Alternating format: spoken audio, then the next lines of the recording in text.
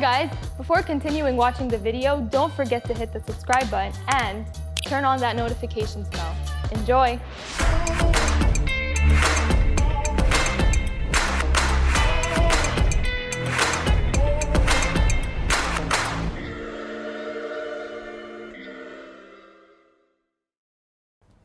Hey Thomas. How are you? How are you really doing? Me?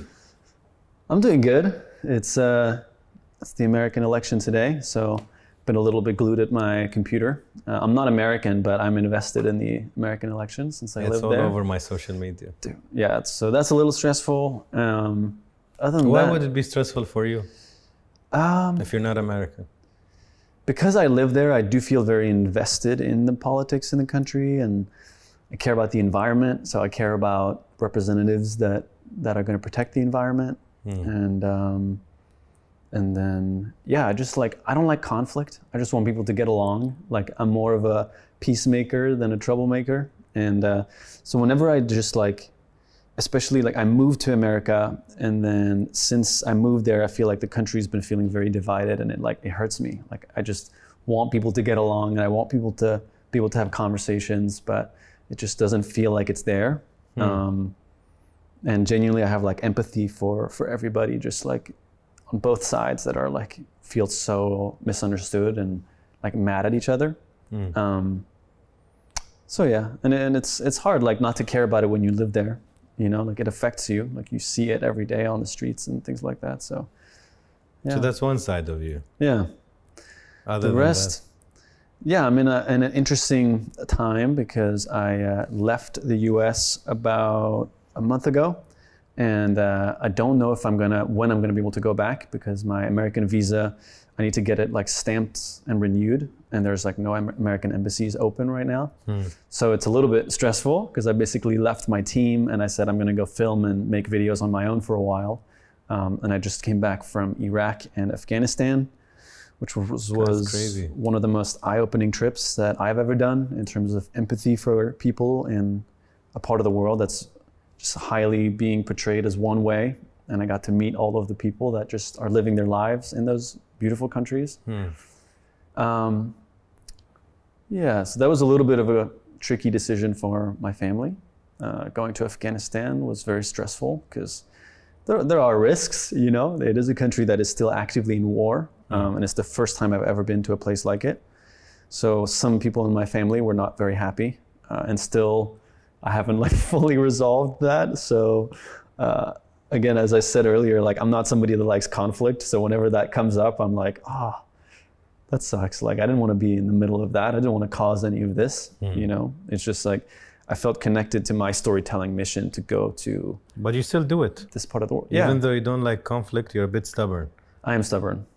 When I have a gut feeling about something, I had a very strong gut feeling about wanting to get involved with YouTube, even though I had no filmmaking experience. When I graduated college, I just had a really strong feeling that this is something that I should try. And it was I thought it through. So it's more than just a gut feeling, because I'm not an impulsive person. Neither am I. So yeah, I'm a very strategic, organized, I make my decisions by evaluating all of the alternatives. And I can understand that the Afghanistan decision was a tricky one, but the reasons for going outweighed the risks of not going. And I'm out safely now. Nothing super crazy happened. So my intuition was right, and I'm still really happy I did it, and the rest will get resolved. How old are you now? 27. Okay. Yeah. And you said you don't like conflict. Yeah. Why? What makes you, to be more descriptive, Yeah. most people don't like conflict unless they have issues and they like drama. Yeah. But you don't like it a bit more than the default. Yeah. Why do you think so? I don't know. I've always been somebody that I absorb a lot of emotions of people around me. I remember being a kid 6 or 7, if in the courtyard when we're playing, if I see a kid crying, I can't just keep playing.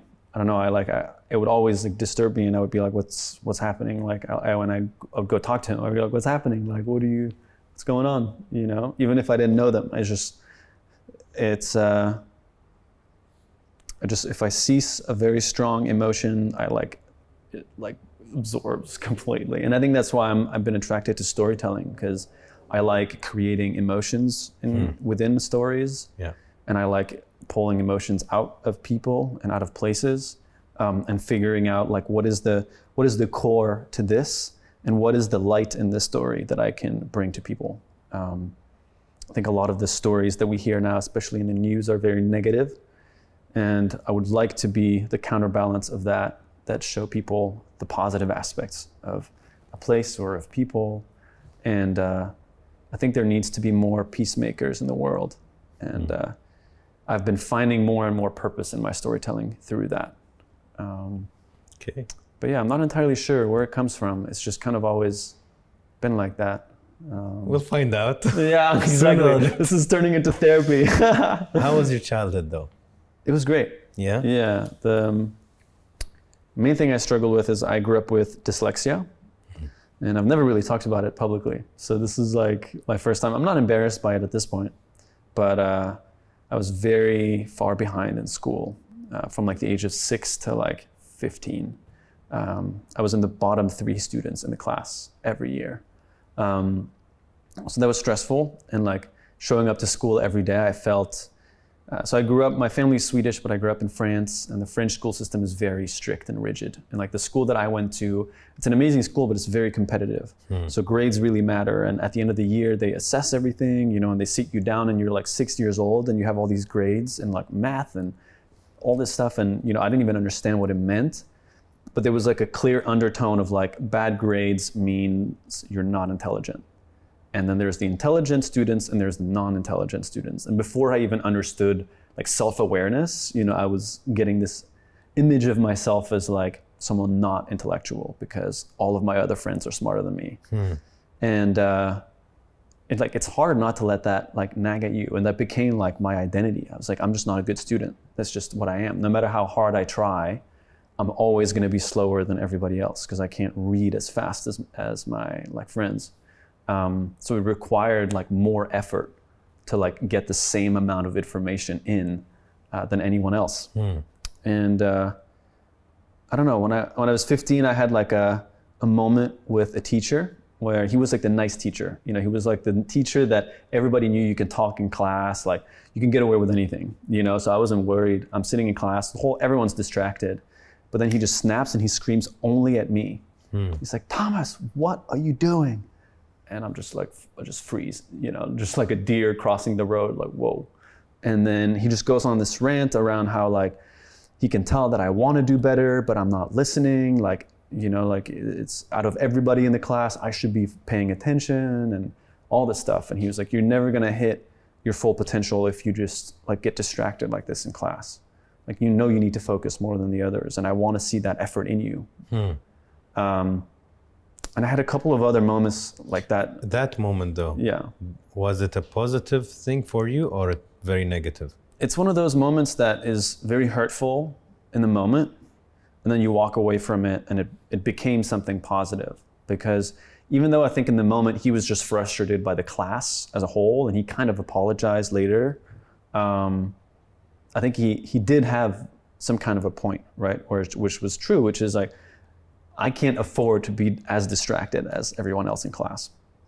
And that wasn't the only thing that triggered it, but it was like just like a series of things that happened, and like a lot of support, especially from my mom, to help me. Just like she helped me at night with my homework, and just she taught me mind maps as a way to like learn and memorize. I don't know if it's even a thing. I just wrote it. Mind map, I just made it up. I didn't know it's a thing. It's a thing that you can, so it's like a circular way of learning, which isn't like just line by line. Okay. So this is also how I brainstorm YouTube video ideas. I use it in so many different ways. Okay. But yeah, that moment just kind of, that and a series of other things just led me to like, okay, I think I need to like, this is my time to like switch into gear. And I just went into hyper-focus mode. just studied a lot on all of my different subjects. And which age are you referring to? I'm 15, 16 at this point. And I had this moment where I'm in the train and I'm driving by the closest university to my school, which is where everybody ends up if they don't study. So it's the university, like it looks like a communist Soviet building, you know, like the dark gray. It was raining that day, and I had this vision of like, if I don't do well in school, I'm gonna have to settle for whatever I can get, which is probably this school, and I don't want that. And so there was like this drive of like not ending up at the bottom. And from like 15 to 17, I just became like obsessed with school. And I just like literally started memorizing everything. And one of the things that I did was I realized that I didn't know what it was like to be an A student. So there was this one girl in my class, her name was Daniela, very generous girl. And I went up to her and I said, can I get your papers? She is always A in everything. And she was generous enough to give me her like A papers after we were graded, and I photocopied them. And I went home at night and I wrote them 10 times. And every test I would go and I'd be like, can I photocopy your tests? She'd be like, yeah. Because I wanted to feel like what it's like to write an A student's essay. And the more I started to read them, I was like, I can do this. Like she's not that, it wasn't as far from, you know, what I was doing. Yeah, it was like adjustments. It was like, edge. Oh, I noticed she's quoting a lot of authors, which demonstrates that she's memorized the material, and she's writing in very clear language. You know, I had really bad handwriting, so I started to put more effort in that. And she structured her paragraphs this way. And then I started to ask her, like, how do you study? And then she showed me her like notes. And then I photocopied her notes and I started to do my notes exactly the same way. And then I started to get A's, bit by bit by bit. And I finished in the top 4% of France in the end. Wow. In my grades. Yeah. What a switch. What a switch, like literally bottom 3 in the class to top of the class. And so that was like a very defining, you asked me, this is a long answer to how was your childhood, but take your time. It was a very defining moment for me because I got to prove to myself that with the right effort and with the right strategy that might not be, you know, it might be a little bit outside the box, I can do it. And so at a very critical age too, you figured that out. Yeah.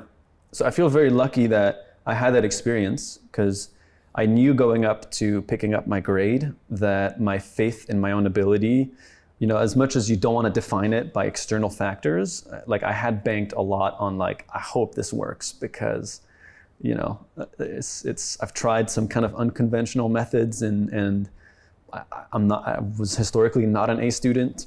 And so then rolling up to the day of, just getting my A like on a piece of paper was just so surreal.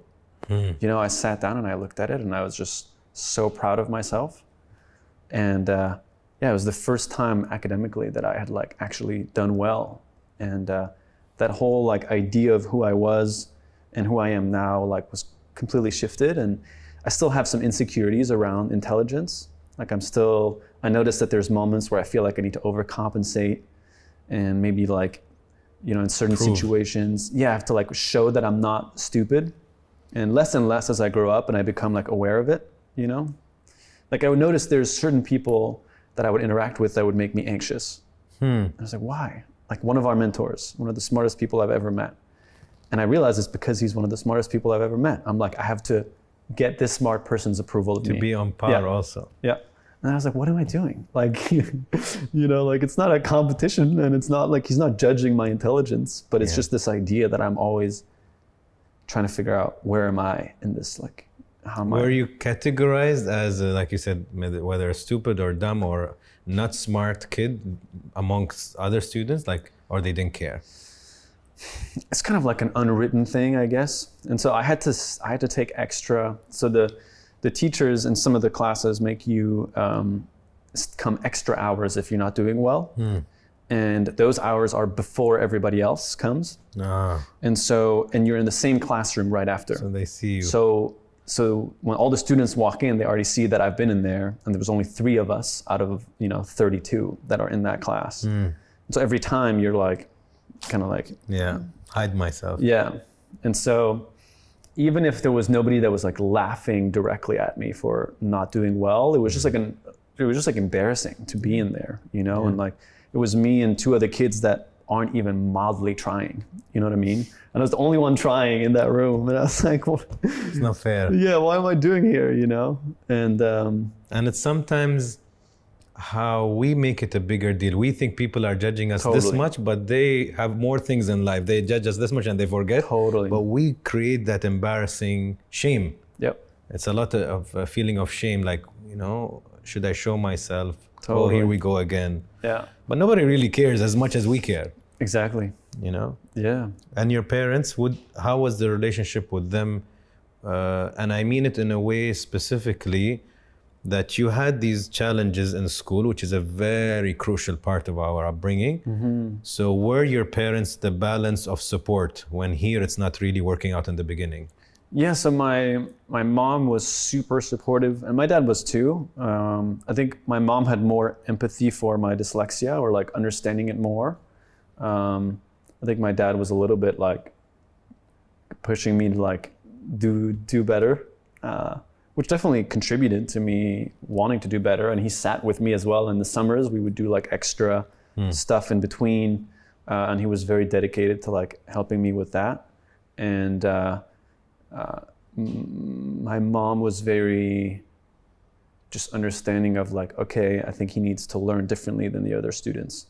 That's nice. So, yeah, and then as I started to do better, they just became less and less involved, which was actually nice. They were just like, okay, you know how you need to learn now, and like you go off and do it. But when I was very young and needed a lot of help, which for my mom was kind of overwhelming because I had two other younger siblings too that also needed help, you know, and like if she wasn't there, I would not do my homework. Like there's no chance. Your dad is competitive? Yeah, I would say so. Him and I played a lot of sports together. He's an entrepreneur as well. No, I say that because of the way you described him. Yeah. That he wants you just to get on with it, but he wants to understand that it's different for you, but he wants his boy to do well also, you know, just totally. Yeah. to get over the hurdle. Yeah. Yeah, so my dad is the youngest of 4 brothers, and his oldest brother is 10 years older than him. So my dad always had to fight for, you know, when food was on the table, he was the last to get the food, you know. So he's always been the smallest, having to like, you know, punch up. My brother used to do that with my third brother, with my second brother. So he was much shorter. He would jump to punch. Totally. That's so funny. Yeah, no, so I think my dad has just always had to compete with his brothers. Yeah. And so it's a loving competition, but it's a competition. It is a competition. Yeah. And I've had to learn I grew up just, I don't know if it was with my dad or if it's just like a natural thing, but I definitely grew up feeling very competitive as well. And then as I grow older, I feel less and less interested in like just feeling competitive. Like I like to compete with myself more than anything. Just thinking about like, how can I improve as a filmmaker? How can I improve as a storyteller? How can I increase the impact, instead of I have to resist looking at other channels on YouTube and like being like, why are these guys doing so well? You know? And then I'm like, okay, forget about that. We're in our lane. We're doing things differently. And this is the only thing that I want to compare myself to. Like, are we doing better than yesterday? It's so funny you say that, Thomas, because I hardly ever I have a few businesses in different genres. Yep. I hardly ever look at competition. I don't follow them. I don't want somebody to send it to me. I'm like, it doesn't matter. How can we keep getting better? How can we keep evolving? Yes, you can learn. You can learn a tip, a trick, sure. Yep. Benchmarking, right? Yep. But I'm so not obsessed with it. And the other point that you said is you compete with yourself. Right. Another thing that I like to discuss with people is how it logically doesn't make sense to compete against another, because it's not apples versus apples. Right. If you're a basketball player and a guy is 6'5" and you're 5'9", what are you competing against? But why don't you compete with yourself and be the best version of yourself? That's all you can control. Totally. You can't get taller. Yeah. Unless you're wearing heels on a court. I don't know. But other than that, focus. And I think we get so dragged into. Social media does that too, because you subconsciously are consuming all of these lives And you're like, oh, why him? Why this car? Why that? And why this clothes? He looks happy, subconsciously or consciously. Yeah. It's there. Yeah. So you're absolutely right. You take that and you think, me. How can I challenge me? Totally. You had Passion Shack. Passion snack. Yeah. Passion Snack or Shack? A snack. Passion Snack. Wow, you went way back. You had Project 30. Yep. Are these all the roads that led to Yes Theory? I think so. Yeah, in some strange way. Like, so the goal, Passion Snack was the first kind of business that I tried to start. It was an app to help people find the things that they love doing in any city. So the idea was like, let's say you move to Sydney, Australia tomorrow, then you can connect with the filmmaker community there, or the volleyball community, or whatever it is that you do, and immediately make friends. That was kind of like my idea for it. It's just like, how can we connect people through their interests based on where they are? Very nice. And I think in some ways, like, Yes Theory is trying to achieve that as well. Like, our community is very engaged. We have a Facebook group that hosts meetups all the time. Even during the pandemic, they're doing like these huge Zoom calls that's called like friend speed dating. So they're just meeting friends on Zoom, like people from all over the world, all connecting and asking each other questions and getting to know each other.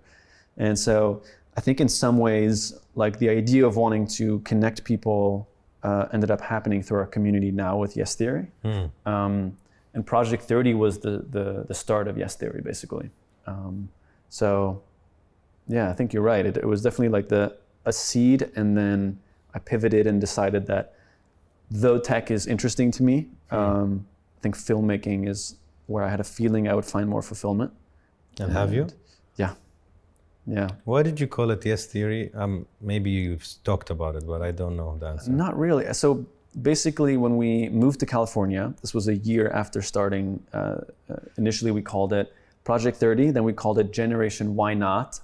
And then when we moved to California, we were like, it's really long. And people called us the Why Not guys, the Gen Y guys. Like, it was no structure. Okay, let's start with the first one. Why Project 30? So Project 30, the goal was to do 30 things we've never done before in 30 days and make a video about it every single day. So it was like a month of getting out of our comfort zone and documenting it. So it was both a filmmaking challenge for me, because I was editing all the videos. So it was like, can I edit a video every day for 30 days? And then can we come up with 30 experiences that get us out of our comfort zone? And where is that going to leave us at the end of the day? Yeah, I was thinking, what happens after? You have to find another 30? So after that, we just kind of, we didn't really have a full-fledged out plan. The idea was that it was like an experiment. It was like, let's see what happens, you know? And the unexpected product was a new friendship. Like, I didn't know Matt or Amar before starting, or Darren, who was one of the original founders. And by the end of the 30 days, we felt like we had known each other for a lifetime. Nice. Because we shared like this... Experiences. Yeah, experiences. Absolutely. And we had this creative project that we were forming like live, you know? So it's very exciting and thrilling in so many ways. And then we changed the name to Why Not? Generation Why Not. So the idea was, we're Generation Y, the generation before Gen Z.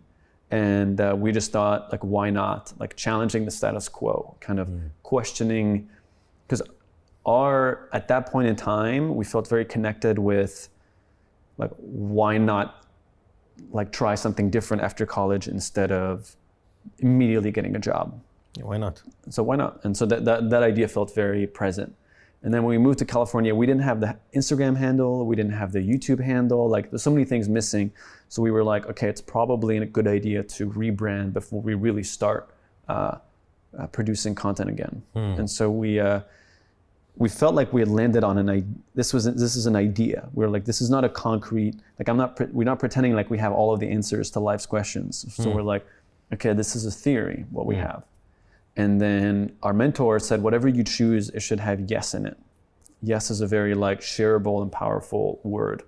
And then we just kind of tried 1,000 alternatives. We didn't land on Yes Theory right away, but then those two words lined up, and it was one of those moments where we just, like, the website was available, the Instagram handle was available, the YouTube channel was available, the trademark was available, like, everything. And even some of the worst names that we came up with didn't have that much available.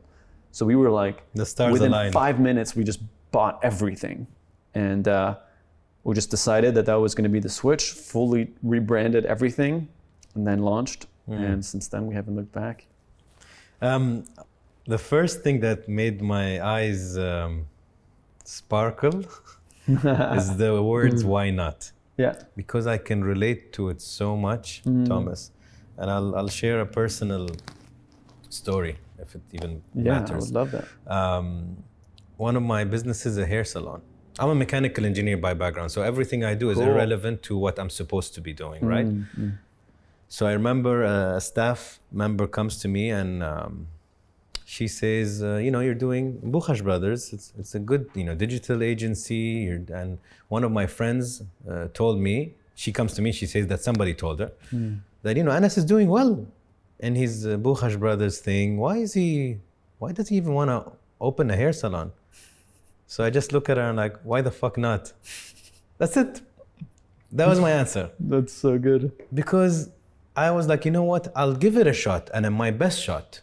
And if it doesn't work, it's okay. I know I tried. Right. And I tried well. I didn't try half-assed. Totally. And if it works out, great. But it always bothered me, Thomas, how, and I remember talking on Instagram about this, we are so labeled and boxed in one dimension, but human beings are not one-dimensional. Yeah. You could be a filmmaker, a marketeer, a violin player, a footballer, and a singer. You can do so many things. A doctor can be playing at a jazz bar at the end of the day. Why not? Yeah. So the two words, why not, I think are so underrated. Totally. But if we just take, I want now your next t-shirt to be why not? Because if you just have that mindset, that's it. Just, why not? Not why. Why not? Because everybody says why. Oh, why are you doing this? Right. Why did you even bother going to Iraq? Right. Why did you bother pushing harder at school, Thomas? It's okay. You had an excuse. You're dyslexic. Use it. Right. Nobody's going to judge you. And you're like, why not? Not why. Because why you have 100 excuses. So I really relate to those two. And then the other point I wanted to make is the yes theory. The word yes here is so attached to why not. Yeah. Because it's yes, let's try something. Sure, yes. Totally. Same attitude. Yeah, and I do agree that a lot of people, I think, limit their own potential because of it, or like the potential outcome of their lives, because it's like they're either being told that they should be a certain way or that they should go after a certain career. And then I think few of us actually pause and wonder like really what they want to do, and spend too much time thinking like about the reasons why doing it instead of just like, as you said, why not? And then move on and try it. And then I think, that the number one regret on people's deathbed, done by huge research, is... I think I read it, Have you heard it? I read, I think, the whole thing. But go ahead, there's a video also. Yeah, so it was not living a life true to myself, right? Like, it's like I regret living a life expected, that others expected of me instead of one true to myself. Yeah. And I think because a lot of people like are too intimidated by the question of why, that they don't ask themselves why not, and go for it. And you just try. Yeah. You're not gonna die trying. Yeah. In Exactly. most cases, I think. Yeah, totally. You just try. Yeah. It's I think like books should be written about these two words, not just a conversation. It's such an important attitude to instill in kids. Baba, I want to go try polo. Try, my darling, try. Right. Not, no, this is not for your age, and this is not, don't be stupid, just play football because football is the national. No, let him try. He comes back, he's like, you know what? I don't like it. Okay, you tried though. Now I respect you. Right. I respect your decision. You did things like, you and the guys, so I give credit to all of you. Yeah. You did things like the bungee jump with Will Smith, which for a lot of people, maybe when you started, they were like, don't even bother. He's too important. He's too popular. He gets so many messages, etc. Yeah. And by the way, I did the first skydive with Will. It was his first skydive. It was my first skydive. Oh, was it? And it was his first time here. Yeah. Yeah. Oh, that's amazing. So it's interesting. We have that in common. That's so cool. Experiences with Will Smith. I know. That's amazing. So that you had the random Irish girl going to Japan with you or with the guys. Yeah. You had the Justin Bieber experiment with the burrito. Yeah. So why these concepts? Yeah. What's the thread? So the thread with the idea with the Will Smith idea, of challenging Will Smith to bungee jump out of a helicopter, we were sitting in like our bedroom and we were like, what's a bold idea that we can do, go after, that can get the mainstream kind of people interested in the idea of seeking discomfort? And so we were like, if we're gonna reach the mainstream, we have to go after the mainstream. And there was this interesting moment in time where Will Smith had fewer subscribers than we had because he had just launched his YouTube channel. So he had fewer subscribers than us. You would help him. And well, we thought that, you know, it'd be interesting for him. And then he also, a lot of the videos he was posting was about fear, was about his skydiving experience here in Dubai with you. And he was just talking a lot about how he's at a point in his life where he wants to challenge the concept of what Will Smith is and stop playing it safe. And then Amar had a dream, like literally had a dream about bungee jumping with Will Smith out of a helicopter. Interesting. And then he woke up and he told us about it, and we're like, you're crazy. Like, is it even possible? You know, and we looked it up, and a few people in the world have done it. So we decided, like, if we're gonna try to bridge the gap between just being a YouTube channel and actually reaching into the mainstream, we have to go after the biggest movie star in the world. So we challenged him, and after a week of just complete silence from him, where we basically thought it was over, we're like, okay, it was too crazy, he didn't like it. He ended up responding, and it was one of the craziest moments of our lives. And then we ended up, as you mentioned, inviting a subscriber all the way to Japan with us to join us on a weeks-long trip, an adventure in Japan. And the idea with that was, like, we always want to involve our community. Like, we don't want to be on a pedestal. We don't want to seem separated from our community. We want to feel very involved with our community. And we can't bring thousands of people on a trip, but we can bring a handful once in a while. And to the best of our ability, and now with Corona, we have even less like of that ability. Our goal this year was to launch a live event series, but we want to show that, like, hey, we're just people. You know, we want to bring subscribers with us, and we want to be people to be able to watch and like feel like they could be there as well. You know, and because I think a lot of YouTubers, the more they grow and the more they build an audience, the more it feels like there's a disconnect between them and the audience. And the only moments you see them interacting with their audience is taking photos instead of like just hanging out. And so we thought it could be a cool idea. We're like, we have this amazing trip in Japan. Why not invite someone from the community? Like, it's going to cost us a few $1,000s. We're going to give her an amazing experience, and we get to bond with someone in the community. And then the Justin Bieber burrito one, I'll admit that it's definitely an outlier on our roster. Like, out of all the videos we've made, it's definitely the one that we have, like, we're so happy that we did it, and it put us again in the mainstream.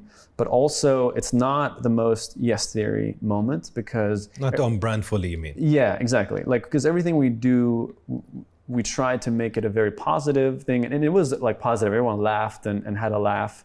But overall, like, it didn't necessarily connect with everything else that we do. But there was a part of the Yes Theory message at the end of the day is also to have fun, right? Is to do things that you enjoy, that are interesting experiments, that like tickle your curiosity. And for us, it was an interesting intellectual challenge to think about, can we craft a story from scratch, brainstorming with friends, that can get into the mainstream and actually be portrayed as something So still real. a why not? Yes, it was like a why not moment, you know? Why not build something? Exactly. For me as a viewer at the time, because it was very viral, it did get to me, and I watched it, and the way I saw it was more on brand than off, because I felt it showed how, what's the right word?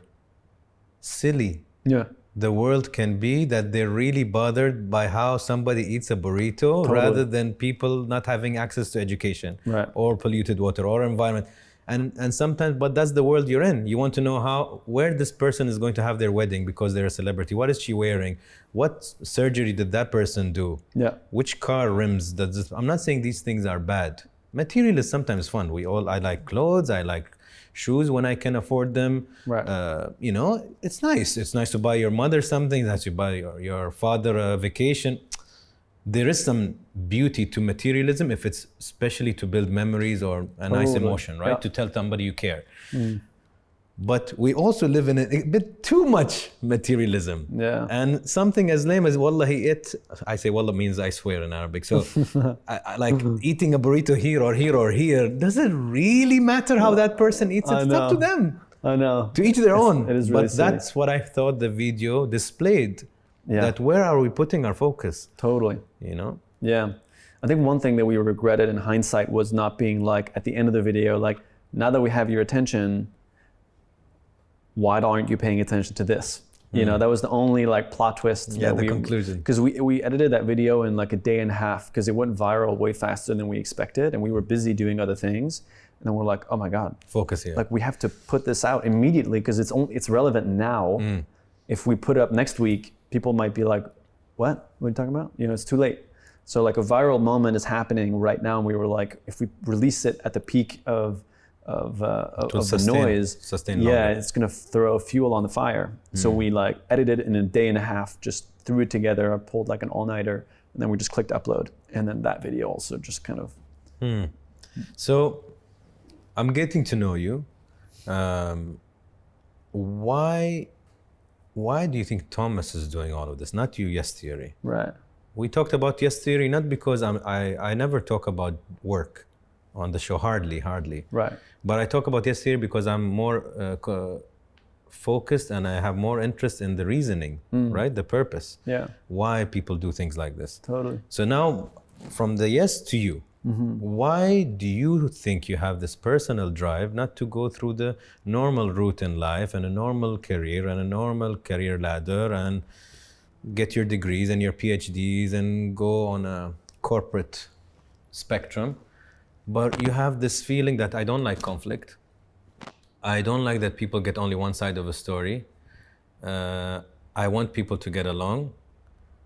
And I want people to think, why not? And I want to provoke thought. Why?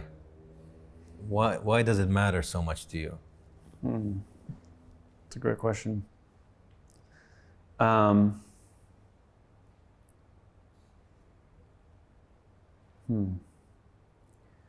I think for me, just the reason why I didn't, to answer the first part of the question of why I didn't pursue a corporate kind of career, I had a moment after college where I felt both guilty and incredibly lucky to not have any student debt. So I was in no rush to get a job. I had a couple $1,000s of like savings, and I had a part-time job that was just like paying the bills, just like working at a bar, like not glorious at all. But it was just enough to like just pay my rent.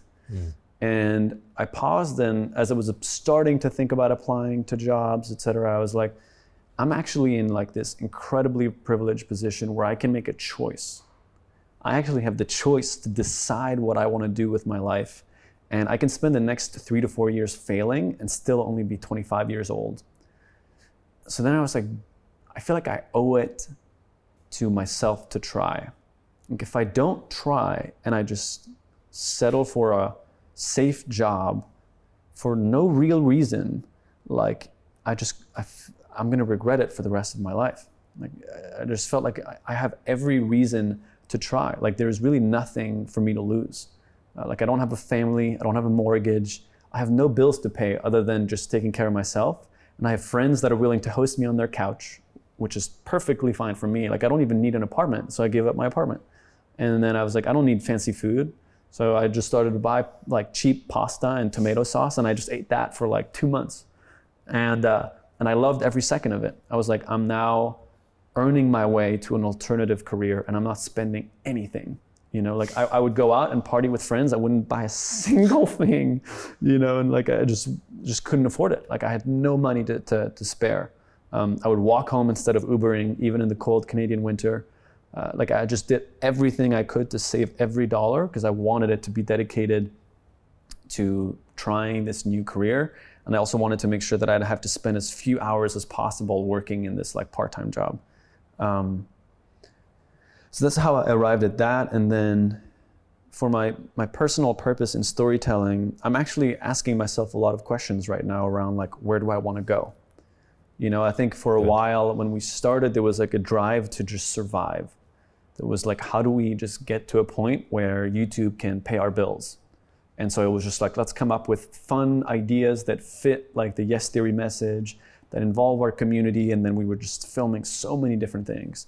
And now we've arrived at a point where like, okay, YouTube is now our life, it's our job. Where do we want to go from here? How do we reinvigorate purpose in our work? None of us are driven by like numbers, like getting more subscribers is not a fulfilling endeavor unless like you feel like it's increasing the impact that you have on people's lives. And so at this point I've been this year like really, really challenged me to ask myself like, who do I want to become personally? And what kind of stories do I want to be contributing to the world? We had a whole plan set up at the start of the year. It was the first time where we had the next 3 to 6 months basically planned out. And that was like my mission within Yes Theory, was to like get us organized. And then in March, we had to cancel everything. And like 6 months of preparation, of planning, of brainstorming, we had even bought plane tickets to all these places, like everything got just slashed. And I just like, I got so like just demoralized by all of it. I think the complete loss of control took me by surprise, and I had to face like my fear of not having control over an outcome. Like I learned in school that if I just do things methodically, equals this. And now I'm like, I feel like I did everything right, and this thing that's completely out of my control came and canceled all of it. It just created this paranoia of like, what else am I not thinking about? As I said, I'm a very like strategic person, and so to a fault sometimes I'm trying to predict the unpredictable. And I just arrived at a point where as we restructured all of our videos, we had to start from scratch with coming up with new ideas. We all were kind of cornered into thinking about like, what does each of us really care about in the videos? And Matt, Omar, and I had a year of just having to figure that out for each of us, and then having to figure it out as a group. And we had to kind of like stop for the first time in years, because we've been like, just go for like 5 years straight. Wow. And then now we're like, we have to actually pause everything and start from scratch and figuring out where we want to go. And partially that got me to ask myself, where do I want to go? And one of the missions that I felt very connected to was to go to places like Iraq and Afghanistan that are largely getting one story told about them, and seeing if there's something else happening. And I went and I absolutely saw that, and I had that gut feeling of like, I feel like I'm gonna find some amazing stories here. And I went, and I hope that the videos will be very purposeful and kind of bring that life to people. Because I think, especially these days I think we talked about it a little bit earlier, but with the news being very like, catastrophical, and like there's a lot of headlines that want you to click. We call our purpose in our videos hide the vegetables. So it's like on the outside, the videos look like, going to Afghanistan, like danger, whatever. And then you click on it, and then there's going to be a very wholesome story inside of it that at the end of the day give you empathy to this part of the world rather than fear. Because I think with fear, we're all crippled and we're all just like afraid of each other. And it's like, these people are like that and we're like this. And I think tribalism is a scary thing. And I want people to remember that at the end of the day, we're a worldwide family. And if we can just remember that and also agree to disagree in certain instances, I think we're just going to be able to come together to solve problems so much more efficiently than if we keep feeling like these people are that way and we're this way, and there's no way we're ever going to come to an agreement or be able to like each other. And so, I don't really know why. I think it's just kind of feeling frustrated with the lack of positivity. You feel it's a responsibility on you to balance the negativity? Bit. Yeah. I think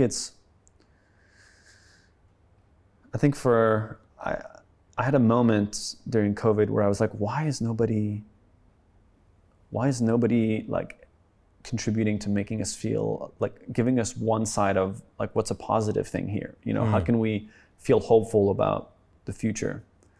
And then I just reached a point where like, instead of searching for a solution, why don't I go create what I want to see? You know, why don't I become the storyteller that I wish I could find? And that's became like an exciting challenge where I was like, okay, like what do I really want to see? And let me go make that. You know, let me go tell those stories, even if they're different from what Yes Theory's kind of done in the past.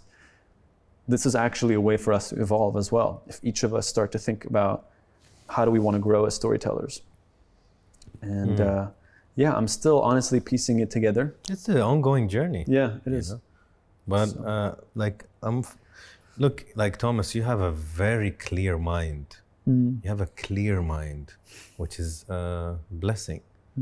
Some people don't have clear minds. Even when you talk to them, they lose track or their mind goes different places. And I don't mean it in a negative or a positive way, but also having a clear mind is a positive thing because you can think clearly, you know where you're going. Also, I think you're very brave. I saw your video announcing that you're leaving the US, and I'm like, this guy has courage because he's okay with being vulnerable. And you know how many people associate vulnerability with weakness when it is literally the opposite. To be out there and to express fear or doubt or insecurity takes something. It's not, the easy way is to shell it away, everything's fine, everything's good. So I found that video revealing, one, that you're a brave man, that you have courage, that you're okay with vulnerability, and that although you've established comfort, friendships, profitable business, you still thought, this is not for me now. And I'm going to make a decision that I don't know what the outcome is, but you know what, I'm gonna try. I wanna go back and be around my family. So I found that very interesting, that superseded everything somebody told you. Why are you leaving? Like everything is okay now. You're not hopping off sofas anymore.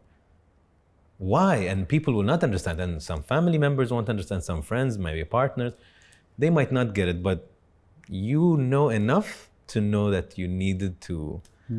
So what do you say about this thing that happened recently? Oh yeah, I appreciate you saying that. I think it's funny because I never, historically, like I don't look at myself as like somebody, like brave is not something, is not like a quality that I give myself a lot of the time. You better tattoo it on yourself now. Yeah. But it's funny because I look back at a lot of moments where I've had to make difficult decisions that were very true to me and that were scary. But every time I feel like I've actually committed, even though it was very stressful for me because it caused conflict. And as I said earlier, like I don't like that. I don't like being in a position where, you know, people are upset at me or like maybe don't understand my decision.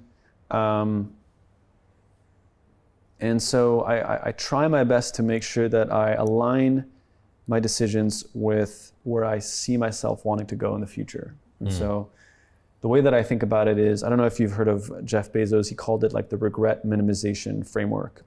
So it's like he pictures, every time he's got a really difficult decision to make, he pictures himself at 80, looking back at his life. You've probably heard of this kind of way of thinking. Yes. And then he pictures himself today, and then basically at 80. And then he asks himself, will I regret making this decision or not making this decision?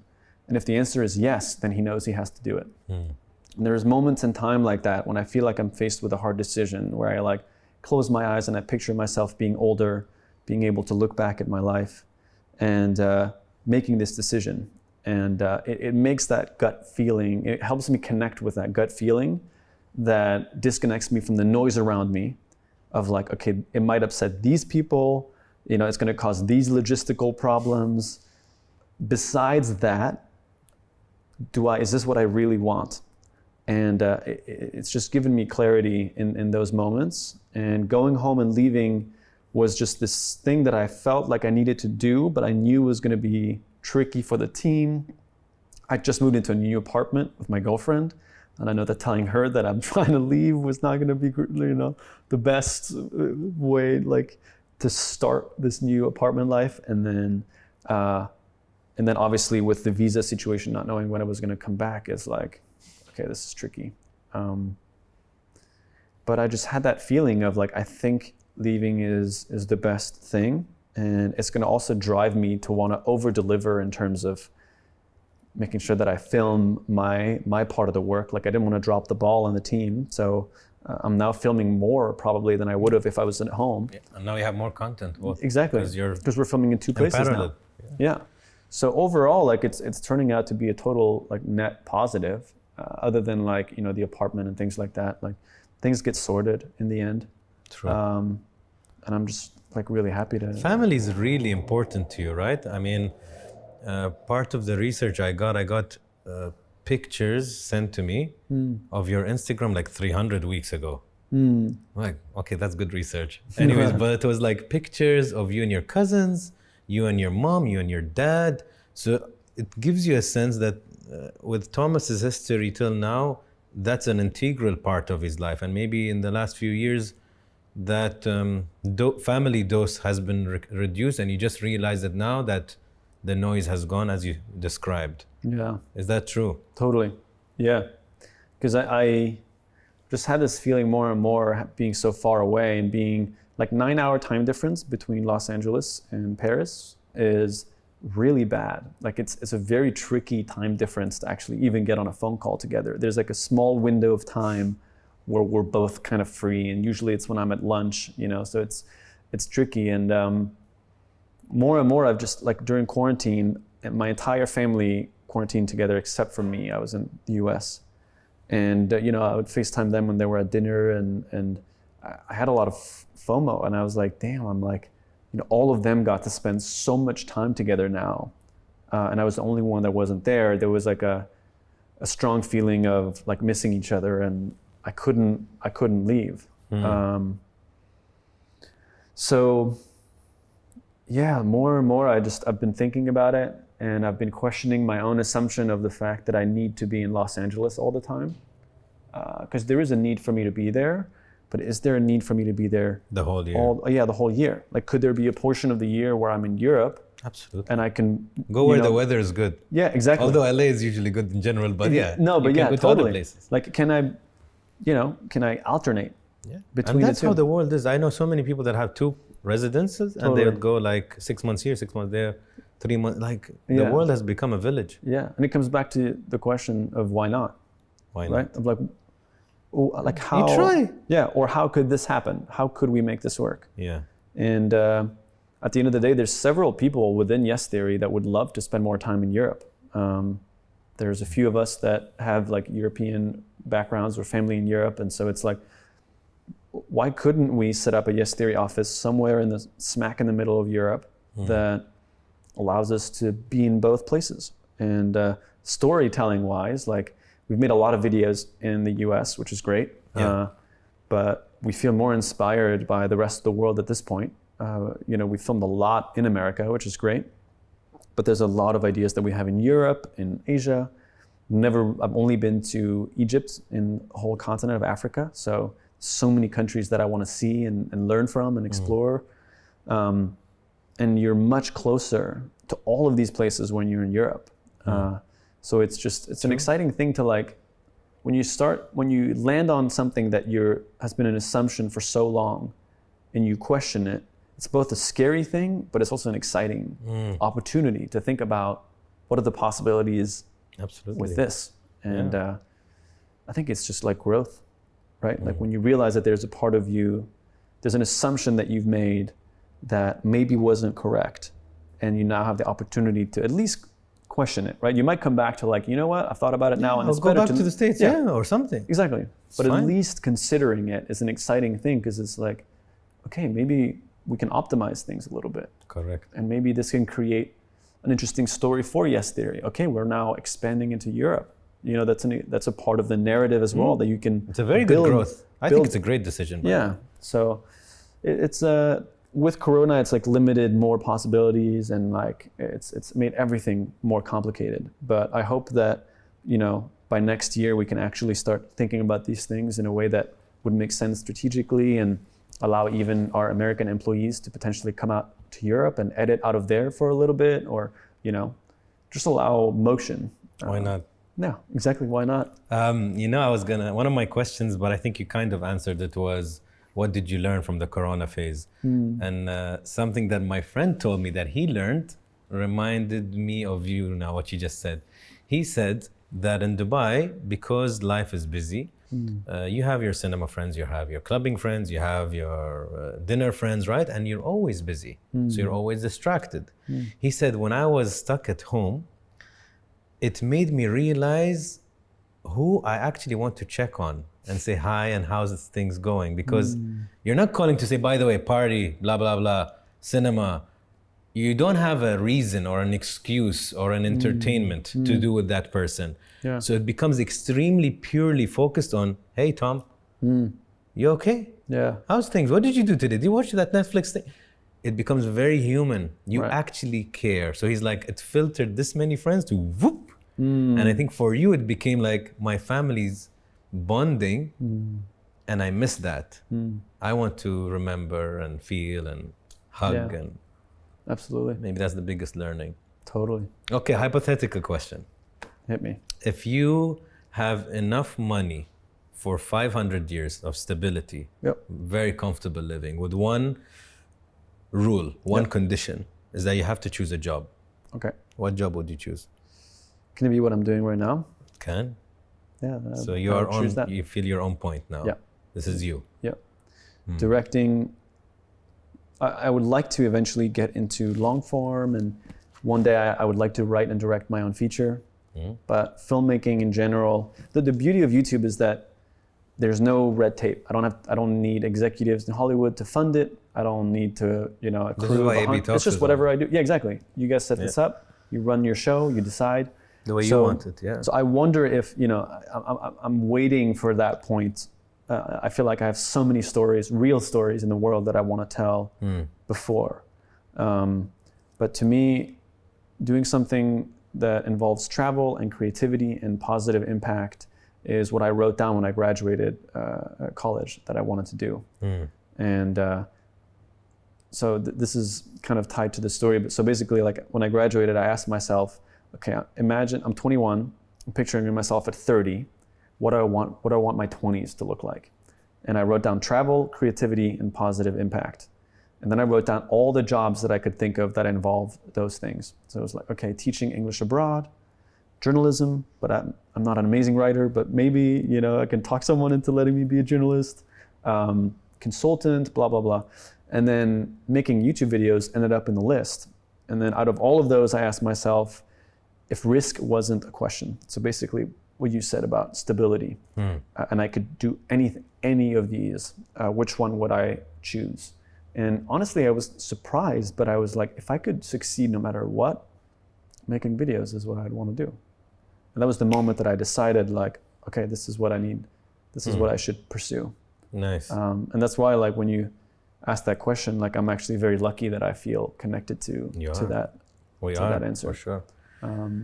What are you afraid of? What am I afraid of?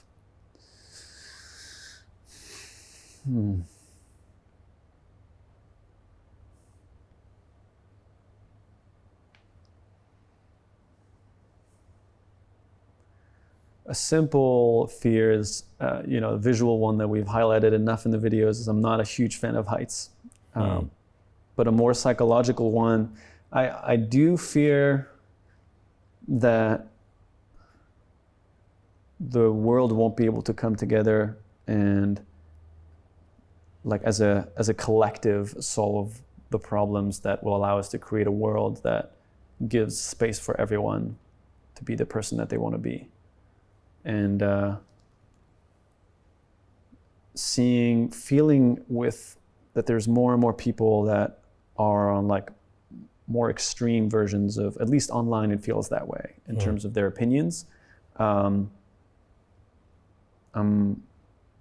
guess I'm afraid of conflict. I'm afraid that more people are not going to be able to see eye to eye and think that they're both insane, and then we won't be able to, like, come together and actually discuss, which I think is so At important. least you're doing something about it. Trying to. A personal question. Yeah. Have you ever witnessed a lot or a major conflict between your parents when you were young? Yeah. Yeah. And how young were you? Probably like 8 or 9. Yeah. And you obviously didn't like that feeling. No. Yeah, it's just when you're a kid, it feels like so out of your control, right? You're like, you just want them to get along. And like, maybe there's a portion of it that comes from that. Yeah, I just thought of it, and I just connected 2 things. That emotion has created a very anti-conflict driven human. You know, that you don't want people to feel conflict like you did, even if it was minute, medium. You don't want that feeling. That's not a good feeling for human beings to feel. So how can I reduce conflicts as much as possible with a fire extinguisher or with opening minds? And the other thing that you just made me think about, wait, I need to not forget it.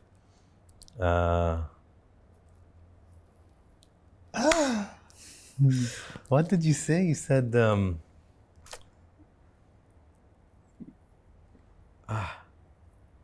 was talking about fear of conflict, and then talked about my childhood. There was another point. Not wanting other people. No, when you answered thank God I got it. My mind still works. Helplessness. That's why it really bothered you in the Corona phase, because nobody likes to feel helpless, especially if you're a control freaky. One of them at it's a spectrum. I think I'm a bit of that. And when we are so diligent and so composed and so disciplined, and we're usually, it's like the equals, it's a very engineering, equals this, right? Yeah. And then you get that nice curveball that is completely out of control. You don't like it, I don't like it. Right. Especially if you can't do anything about it, because we're used to doing something about it. Totally. I'll create a video, I'll call somebody, So the Corona thing, it also makes you feel helpless. So it's like a wake-up call. So those are the 2 things. You're dissecting my mind right now. No, but I think We're you're both. hitting the nail on the head. Yeah, I think you're right. What's the best moment in your life? Best moment in my life?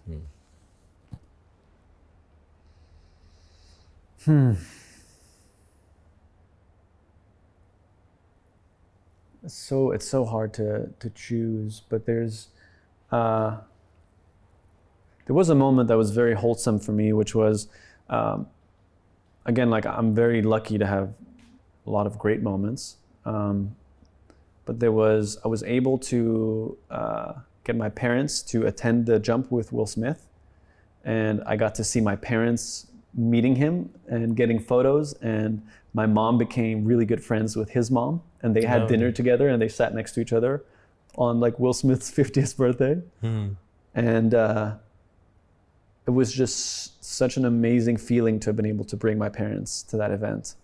Because I just could feel they were just like so out of their element. You know, we're like on a movie set, but also they were just so proud of me. And then we're there celebrating all together. And I saw my best friend jump out of a helicopter, you know, with Will Smith. It was just such a, wow, like 2 years ago, we were on like a couch eating instant noodles. Idea.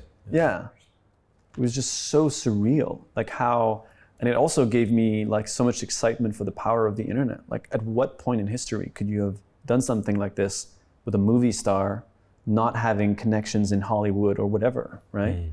We literally just put up the challenge on the internet. It's like it's like the internet at its best capacity, bridging the gap of, you know, movie superstar with just a YouTube channel, and then showing that these things can coexist.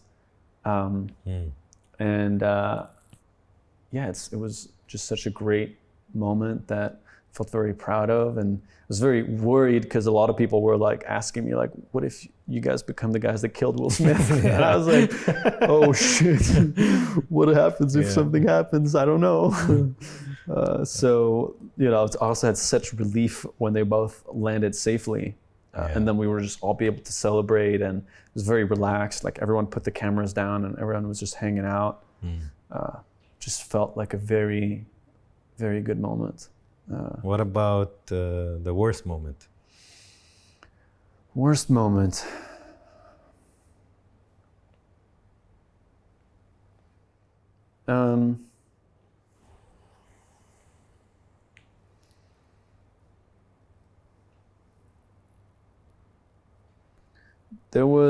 There's a couple of moments that I'm thinking about. One was when we were starting, when I basically committed to videos, even though there was like no financial plan, or it was just, you know, what I'm doing now. I had a moment where both my parents were very upset. I also like didn't do a great job communicating with them that I was being strategic. It just looked like I was just messing around, like making videos, like, you know, posting things on the internet, like without a plan. But behind the scenes, they hadn't met Matt and Amar yet. So they didn't know, like on camera, we're very goofy and all of that stuff. And we are like that off camera too, but we're also strategic. Like we're all entrepreneurs at heart. And we weren't just trying to do a passion project. We were very serious about like, how do we make this work? And there was a lot of urgency, and we worked a lot very late into the night. And just being together, it felt like there's no way this is going to fail. Like we're such a strong engine. Like when we closed the door of the bedroom and we're all like plugged in, like we felt unstoppable. So I didn't do a good job at fully explaining myself because I didn't feel like I had to. I was like, I'm paying for everything myself. Like, I don't need to explain. And we had there was a specific moment where I didn't really speak to them for a month when we were starting off. And luckily right after, we had like a video go viral, and then we had people in Hollywood contact us. They worked for Snapchat, and they're the ones that ended up flying us out to move to Los Angeles. They got us visas, they paid us to start making videos, and everything like changed after that. But there was a period of time there in between it looking like, oh, he's just doing something fun during the summer, and oh, you know, they're going to Los Angeles. There was like 4 months in between that of like, what's the plan here? You know, and the plan was like hoping that something good happens. Yeah. You know, so it was like, you know, I can understand, you know, the fear, because it's like, is YouTube even a career? Like, you know, can you make money on YouTube? Like, what is this? You know, what are you thinking you're doing? Yeah. Like, and I knew that all of these things were possible. Like, people have made a living. I obviously didn't know how to get there because I'd never done it before. There's no manual, like, here's how to succeed on YouTube. Like, you have to just do it and do it your way and see if it works. So that was scary. And then another moment that was really difficult as a friend was Amar had a lot of issues with his dad. He grew up in Egypt, in like the suburbs of Egypt. So making YouTube videos instead of pursuing like a traditional career is like, for an Arab family insane. Or Asian. Yeah, it's like, what are you? And he was the first in his family to get a full ride scholarship, like in North America. And like, he was set to be, he was like the golden child, you know? And then now he's doing YouTube videos. Like, are you insane? And he hasn't really talked to his dad in like 2 years. For the first time, they talked a couple of weeks ago for a minute on the phone. But I had to witness him making the decision between this and his relationship with his dad. And it's one of those situations, like, as a friend, you're like I can't, like, I'm not gonna try to convince you either way. Like, you have to do what you feel is right for you, and I'll support you whatever you choose. And we still feel the whiplash of that every day with obviously him missing his family, missing the connection. You know, he talks to his siblings and his mom, but he also misses talking to his dad.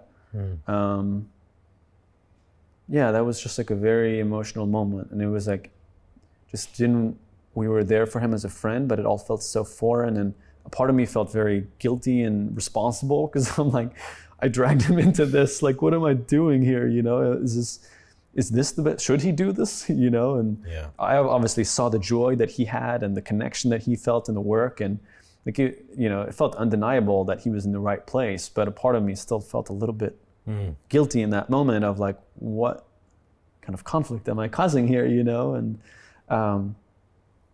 there's no ounce of regret that he's experienced. Like, he still feels like he's in the right place doing the right thing, but the sadness and the I guess the sadness from it is still felt like within him and within the team, because obviously we're all connected and we all communicate all the time. You have to make a point, Thomas, I think in your next, in the current journey and moving forward.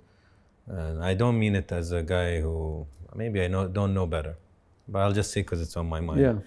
I feel it will help you a lot. It's really beautiful that you empathize and you feel a sense of responsibility to fix things, because that's a big driver for you. But also with a lot of conflicts, you have to not disconnect, stand on the side, because that adult, whether it's our parents fighting or a friend making a career decision, we have to, although we want to like, hey, can I help? Or I want to help, sometimes it's actually helping by not getting involved emotionally and physically. So with your friend Ammar, it's his decision and he has to make that decision. And you have to, like you said, exactly what you said, I will stand with him without whatever purpose he chooses. And don't feel guilty. And then he's an adult. He has to make a choice. I think the more you will be aware of this, the more it will help you. Yeah. Because it can keep you. What would you call, last two? Yeah, no, all good. What would you call this chapter in your life? This chapter in my life.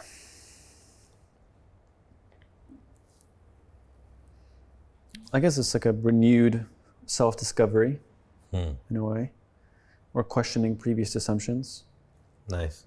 Like I think I every couple of years I have one of those moments where I need to like check in with all of my current assumptions about the way I live my life and just check in and see like, is this the way I want it? Is this the way I want it? Like how can all of these different elements kind of work better together? And just feeling aligned. You calibrate. Recalibrate. Yeah. Nice. Totally. Last one. Yeah. Thomas in one word. Thomas in one word.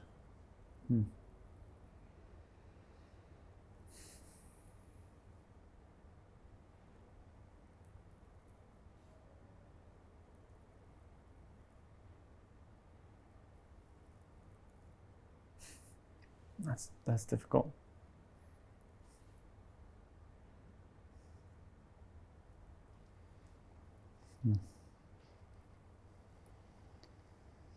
I like the word curious. We'll take that. Yeah. Thank you. Thank you, Anas. This was great. Appreciate it. You're great at what you do, man. This was one of the best interviews I've ever done. I'm glad to.